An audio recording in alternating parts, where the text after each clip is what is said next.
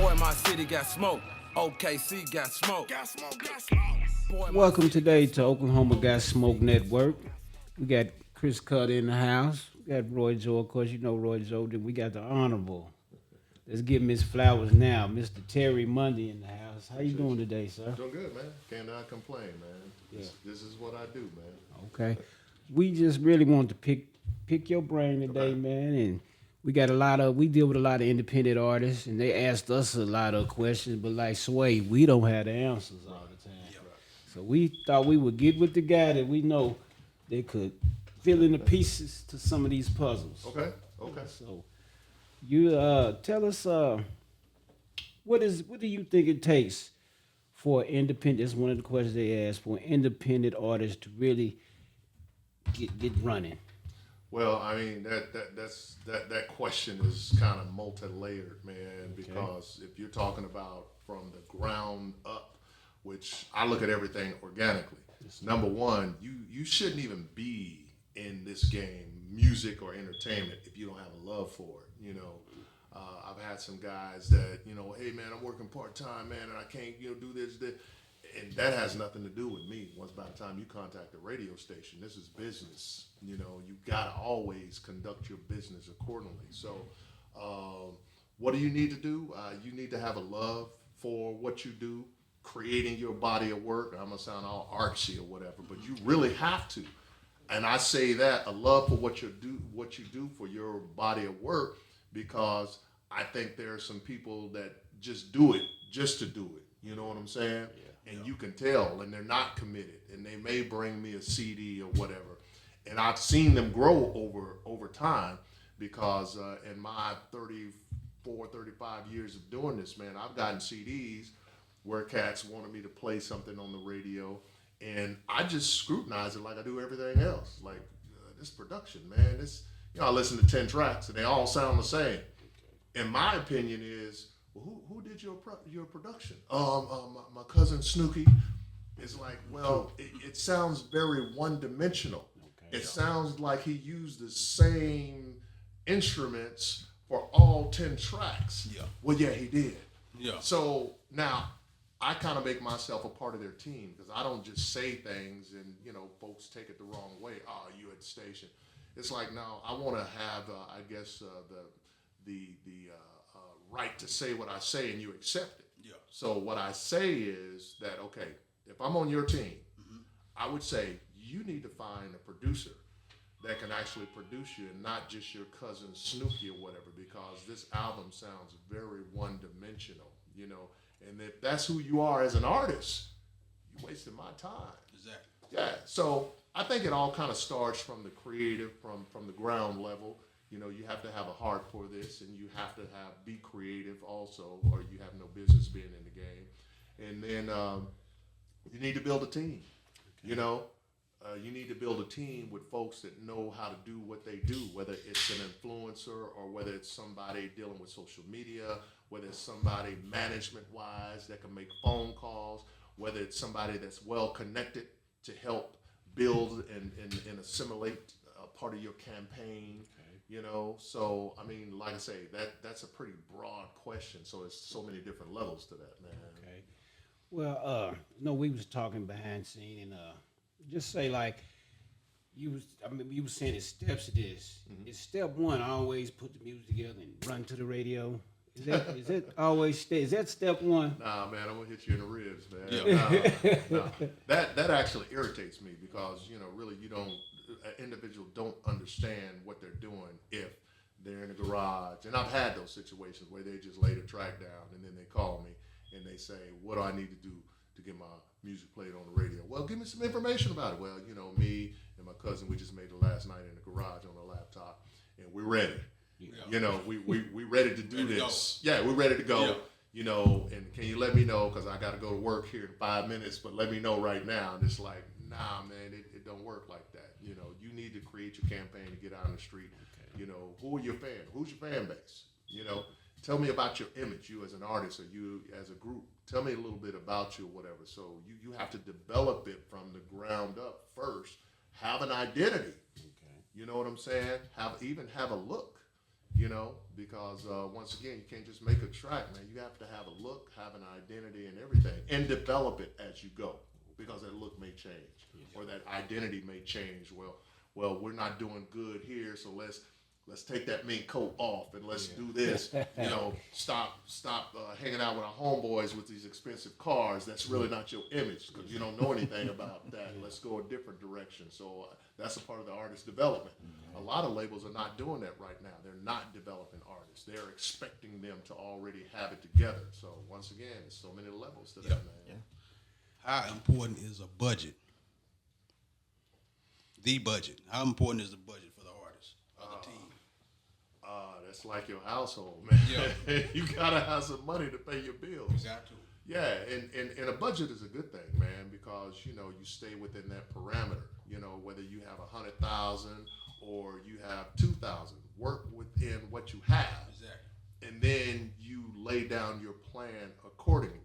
So if you just have $2,000 is your budget, you can't put together a 10-city tour.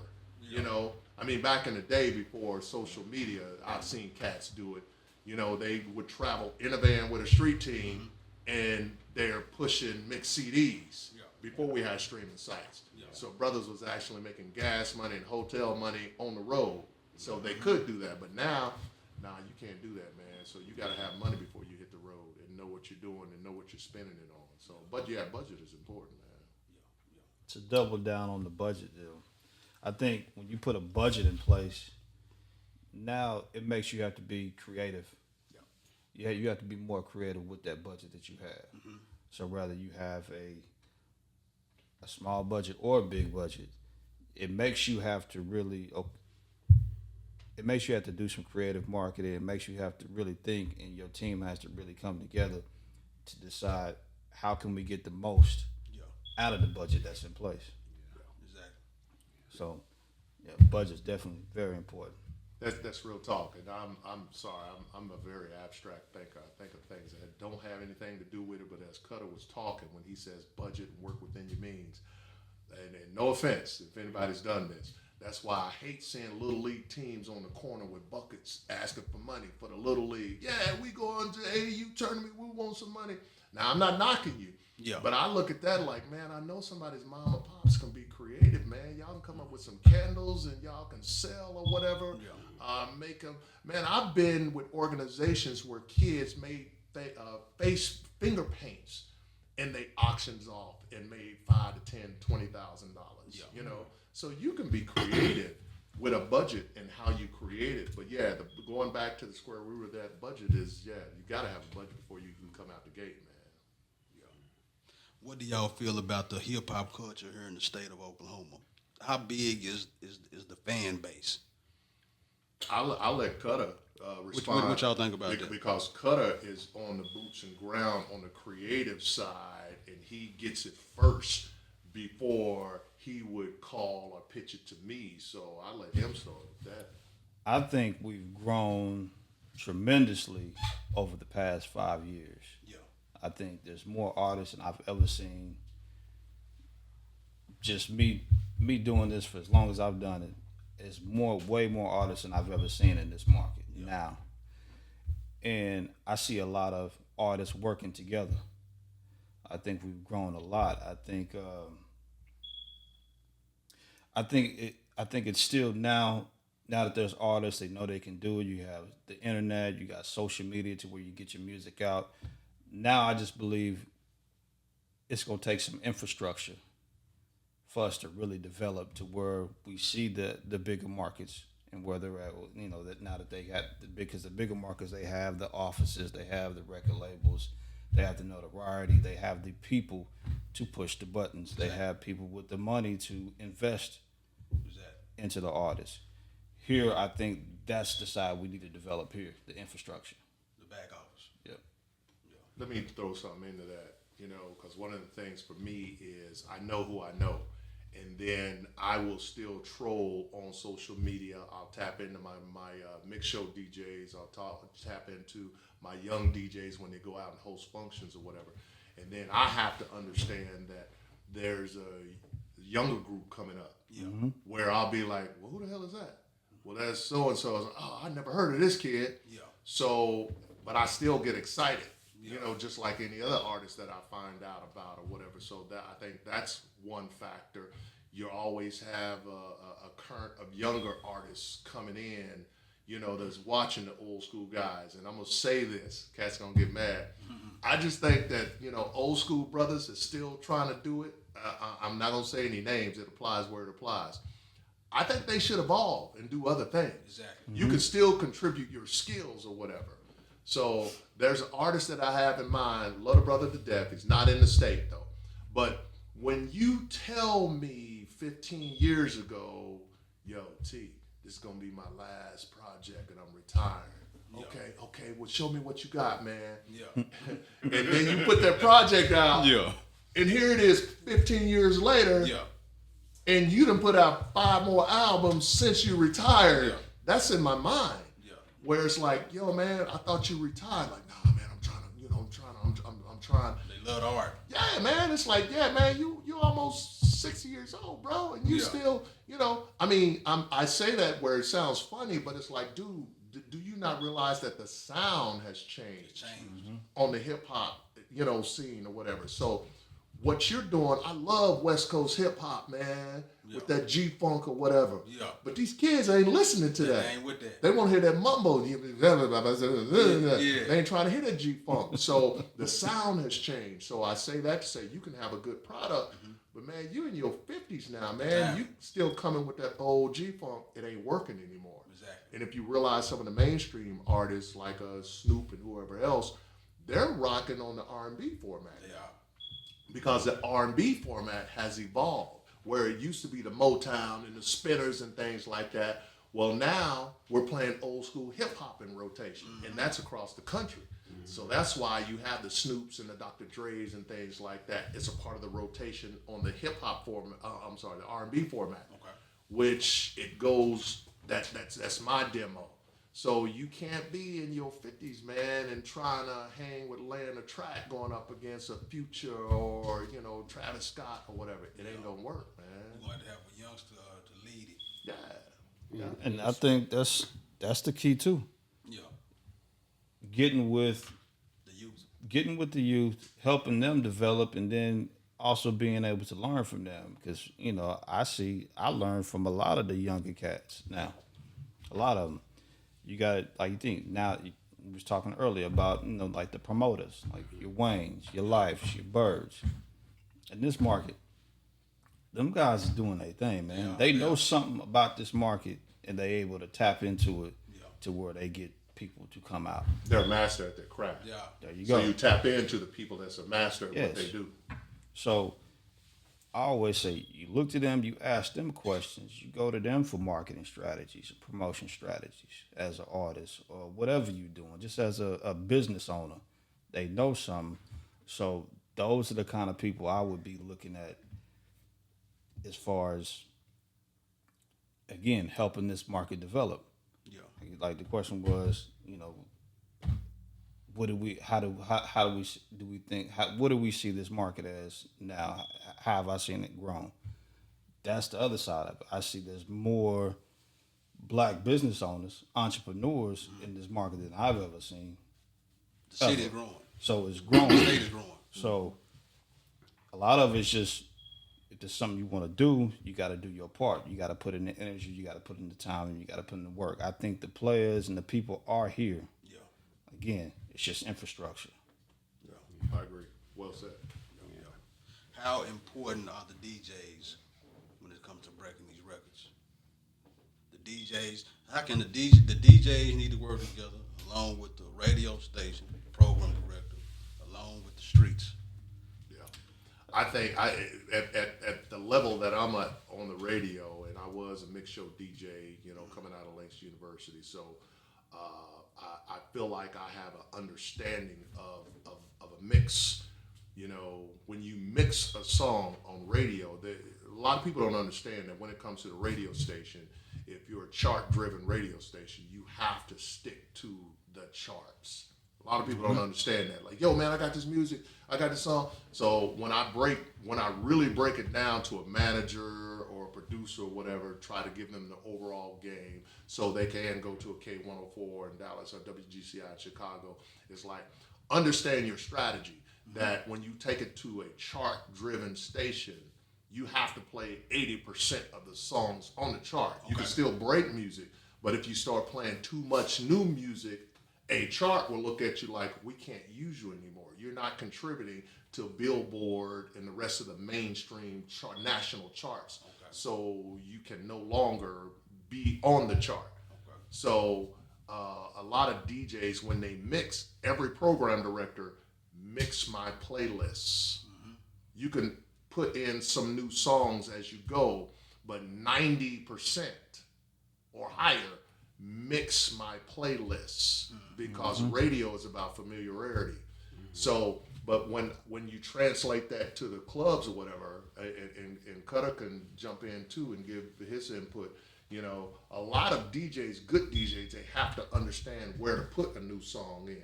Because sometimes when I first started playing, I was frustrated, man. I was one of them DJs, I left Langston, and it's like, yo, man, I got all these new tracks, and I'm boom, boom, boom, first 10 songs. And nobody danced. I remember it was a Western club in Stillwater, Oklahoma, and they had video screens. So this was high tech back in the day. This is back in '89, so this was high tech. Yeah. And I was just dropping nothing but new songs because I worked at the radio station, KPRW, back in the day. Nobody got on the floor. First 30, 40 minutes. Okay, well, let me play this radio track. Everybody came out on the floor dancing to the radio track. Another radio track. Everybody's dancing. Okay, I'm going to hit them with this new joint. Drop that new joint. Clear the floor.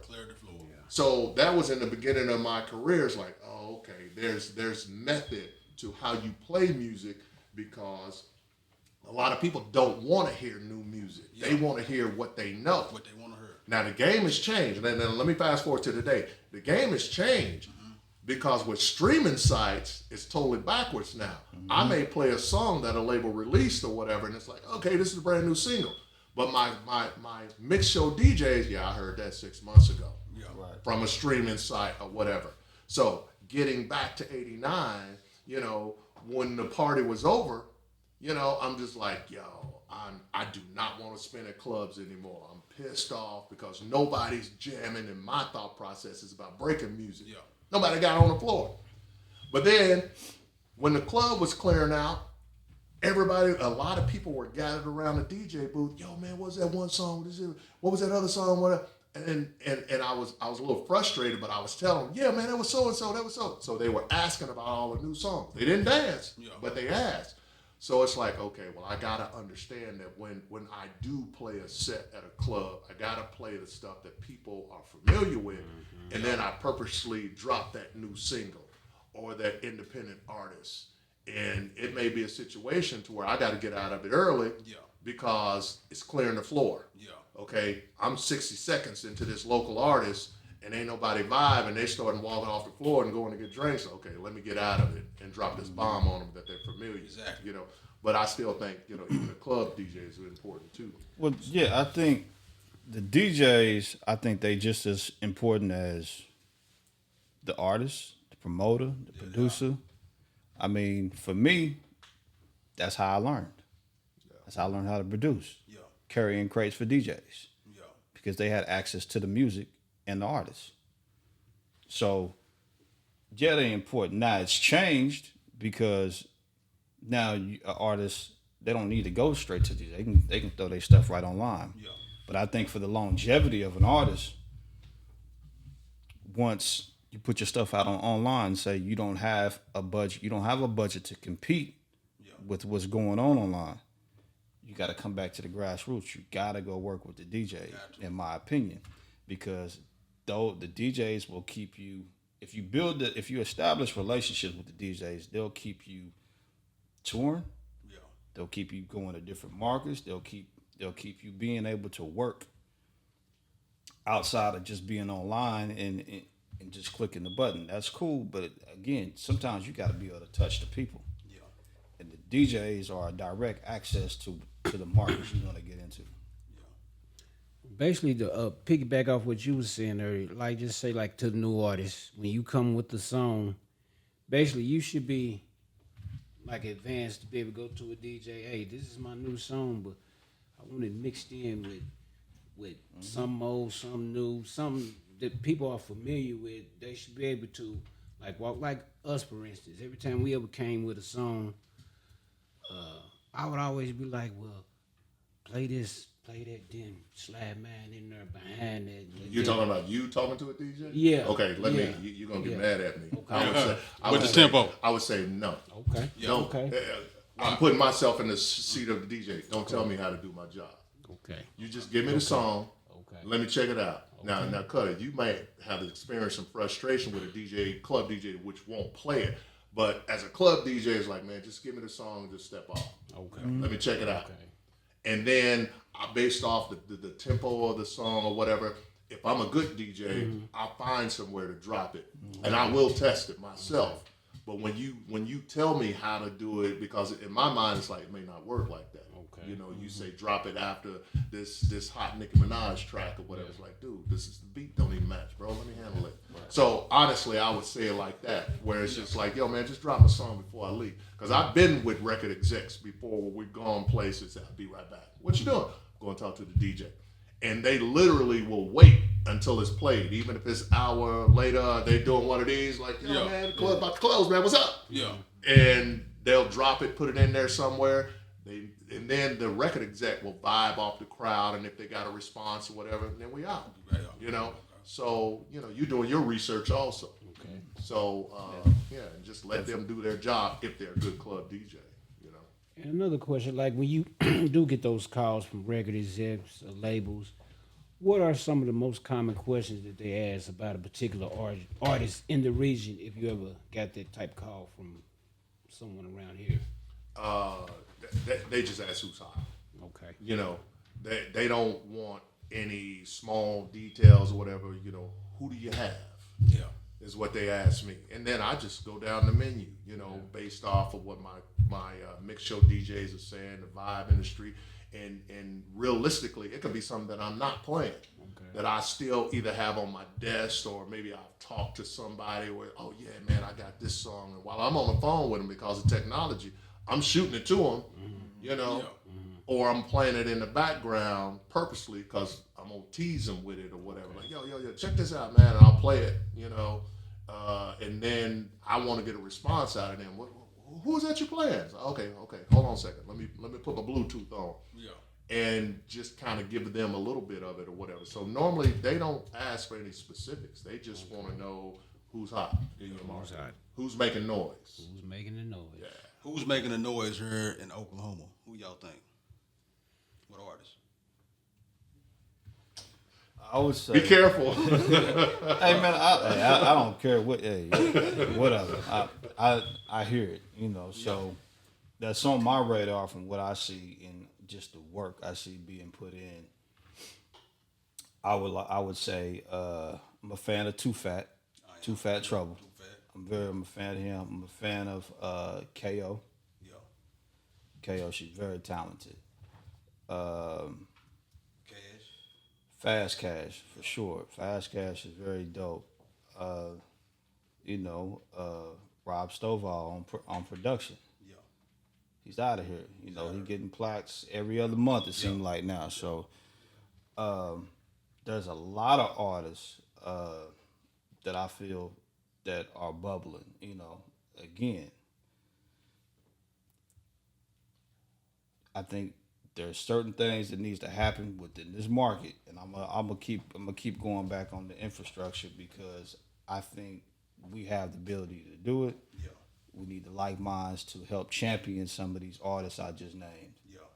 We champion them. Yeah. Here, we got the power to do that. We don't have to wait on nobody else to do that. We can champion them and blow them up here ourselves. Go point, like we was talking about earlier, street teams, the DJs. We can move as a unit. Everybody ain't gotta be kumbaya, and everybody ain't gotta, be friends and all that. But we all understand we on a mission to bring to where people can really make a living off what we do, what we love to do here. Open the doors. Exactly. I want to respond to him. You asked a question, who is? And I said, be careful. And he went ahead and named. Let me show you where my mind as a mix show DJ at heart even though I'm a program director over a radio station, my thing is I need every song he just mentioned. That's where my brain is. Okay. I need every track he just mentioned. Yeah. So I can put my ear to it or whatever. And if, whether you want to say, well, that's a missing part of the link. Like, no, it's not a missing part of the link. So if I wasn't here, I would not have known until I tapped into one of my guys. And they could have took me down a different track. Exactly. But I'm just a curious person, man, and I believe in a authentic, organic project, man. So, and I'm curious, man. I'm so curious about music, man. To this day, I will get labels that will send me new singles and new albums because once I listen to it, oh yeah, that has a nice Caribbean vibe or whatever. I'll purposely just type 1 or 2 sentences and send it back. And they do that with program directors, and they take it back to their meetings. Oh, I talked to Geo K104, and he said this. I talked to Elroy Smith in Miami, and he said this. Oh, and Terry Mundy said it has a Caribbean vibe. And they may use that as a part of their publicity campaign or to promote it to other program directors. Well, we have these 5 guys, and they really like the project. But yeah, I'm just curious. You know, I'm gonna be thirsty until I hear something from every one of those individuals that you just mentioned. Yeah, but like there's a lot more artists. Yeah, it you is. know, A lot more. again, like he's saying, you gotta put your campaigns together, and you gotta make the noise because, like he's saying, he just had to hear it from me. Yeah. Yeah, that's credibility too. That is credibility. Because us sitting at the table, it's just like, because I know who you are, it's like, man, I'm getting ready to text you under the table. Yo, man, send me those tracks, man. For sure. Yeah. So, but another thing, the community got to be talking about it too. It does, but what I notice is when we were pushing our records, it's about 20 to 30,000 fans that everybody share the same music. Mm-hmm. So it's like the culture for Oklahoma was about 20 to 30,000 as far as what we have seen. But we need to start touching out there more, out there in Norman. We got to start touching other groups of people to get more views. I agree. I think Tulsa, what they doing as far as their music scene in Tulsa, I think, to me, I like it. To me, I enjoy that more sometimes than I do what's going on in the city. I think a lot what's going on in Tulsa. I think they try to cultivate the music scene out there a little bit more. Yeah. So, and there's lots of artists out there. You know, Steph Simon. Yeah. He's super dope. They did the Fire in Little Fire in Africa. Little Africa. Fire in Little Africa. Yeah, I'll talk to him. Yeah. All those artists that was on it is dope. So it just takes, again, it's some infrastructure. Yeah. We got to put it together. Ain't nobody coming out here to They not. champion us out here. We need publicists. We need people in the game that can actually make something happen. Yeah, I want to throw something else out there too. I just didn't want us to end without at least putting it out there. Okay. And this is just a pet peeve of mine. Don't mean it's right. Yeah. You know, it's not a right or wrong. It's like theory. It's just whatever you say, and if you can stand on it and justify it. One of the things that I don't like, especially when it comes to talent competition, man, I cannot stand it when I'm in a talent competition and you rapping over a vocal track. Yeah. That's just me. Yeah. I've done plenty of those where it's like I can't vibe off of him Yeah. because he's on top of his lyrics or whatever. Then another thing is when it's a showcase and it might be a new artist or whatever or independent artist, and they get on stage and they do, and I'm overemphasizing, they do about 20, 30 songs. Yeah. It loses me, as someone that's a lover of music, Yeah. where I believe if I'm on your team and our artist is at a showcase, give them enough to want more. Exactly. Tease them. Don't get up there and do 10 tracks or whatever. Which one is the firest track? Yeah. Okay, cool. We're going to do that last. Now, let's pick another track that we got cut and laid the production down and the beat, that we're going to kill them on the beat. This song is okay on the vocals, but we got cut on the track. We're going to kill them, then we're going to close. That's only 2 songs. Yeah. Give them enough to want more. I think a lot of times independent or local artists, they get up there and I get it. In their mind, it's like, yeah, I'm on stage, and go to track 10. Yeah, go to track 20. And it's just like, because I've been in the audience with guys from different labels, And that's all they're saying. It's just like, yo, too much. man, it's too much. Too much. They're losing me in the sauce because they're giving too much. Give them enough to want more. Get on stage, show what you can do. Thank you. Good night. Trust me. They'll be Yeah. talking about you like, well, damn, who's the manager? Who's that? Yeah, You know, as opposed to overkill. That's just one of my pet peeves, man. Yeah. Artists, y'all heard that? Don't give them too much. Well, we surely appreciate you coming out and spending this time with us, giving us some games, some information. We got to do this again, get part 2 of this. Hey, man. We gotta continue. I know you got Let me another know. meeting to go to, but Yeah, we're gonna man. get back and we're gonna get with it. Cutter, 6 minutes.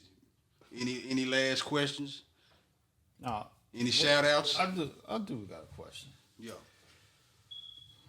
What would you like to see from entrepreneurs and artists, independents here in this market? What would you like to see happen to help the overall development? What's like the number one? I'm sure it's a lot of things, but what do you think the most important thing that you would like to see happen in this market? Wow. To do what? To help or To- create to- a movement? Exactly. I think, and it don't have to necessarily be a sound or whatever, but I think even, like sitting down right now, the meeting of the minds and having some sort of showcase or something, even like projects that you're working on where you have people there that can give input and even purposely selecting certain ones to be ambassadors of the sound or whatever. Because in my mind, I'm thinking like, if I hear artists, I always think like, that artist right there, I can take him. I can take him to the next level. Yeah. I can take him to the next level by making those phone calls or whatever and calling on certain people or whatever to try to get them into other markets. But like you said, it's a shelf life. The clock is ticking. Once I get it and start making those phone calls, the clock is ticking. So the team needs to be assembled, and the Waynes and whoever else is like, okay, get Wayne. We got to get him to start it off. Cutter. We need another track. Do a remix to it. So in other words, you're tapping into folks that can actually not just talk, but they can contribute to the movement. Does that make sense? Yep, absolutely. So whoever's sitting at the table, hey man, what can you do? With TEK, it's like, okay, well I'll tell you what, can you just go park the cars or whatever? Because you cannot contribute to the movement. Exactly. We gotta have people at the table that can contribute to the movement and take it to the next level. And it may not, I believe it don't even have to be radio. Yeah. We still have to it's built and it's organic. And trust me, if we build it and do it right, then it will be more powerful, and the industry will come looking for it. There's an artist, I'll keep this short. There's an artist that I met in Dallas way back in the day. This was in 96, 97. And this artist was at Greg Street and Skip Cheatham Music Conference, K104 put on. And it was about an hour or two. And I kind of felt frustrated because all the local artists was putting, the program director on blast. Hey, you ain't playing my music. You ain't. So I thought, well, I got enough people at the house that I'm trying to help. I don't want to bring, Dallas, Texas to Oklahoma, and they get frustrated with me too, trying to educate them about the music game. Yeah. But when it was over, I was trying to get out of there. I'm just one of them dudes. I'll pull a Rick Ross on you. Where the bathroom at? Yeah. And then y'all look up, it's like, yo, where did T go? He out of there. I'm out. Yeah. But anyway, this young kid pulled me aside, and then he said, what I need to do to get my music played on the radio, in Oklahoma. And I said, I basically told him the same things. It's a formula. You have to build it. Trust me, build it in your backyard, create a movement in your fan base, and grow your fan base. And then how can you make money off those fans or whatever? So fast forward another 5 years later, I don't know how long it was or whatever, but this same artist came to town. I forgot about him. Yeah. But the same artist came to town, platinum artist or whatever, in concert. And I said, when y'all do the interview, I want to take a picture with the artist or whatever. And when they brought the artist in, I said that, I'd like to take a picture for the trades or whatever. And he said, Terry Monday. You don't remember me, man? I was Yeah. like, no, I never been to your state. I'm purposely not giving a name. Yeah. And then he said, hey man, I was this fat kid at that conference at Dallas, K104. And I'm like, dang, that was you, man? Yeah. He's like, yeah. And what you said is true and it works. That if you build a campaign organically at your house, in your yard, in your city, and you grow it, I'm here. Yeah. And I'm doing my thing. So, I mean, the game is the same, man. You just have to build it or whatever. So, so what I would say to artists and to that, we just have to create the movement and people that can contribute, give your input, and then you do your thing now. Trust me, it'll happen. That's the business. That's the business. That's the business. Well, we got another episode of Oklahoma Gas Smoke Network. Yep. Till next time, tuning out. Terry, we appreciate you. Appreciate you, brother. All right, appreciate you. Boy, my city got smoke. OKC got smoke.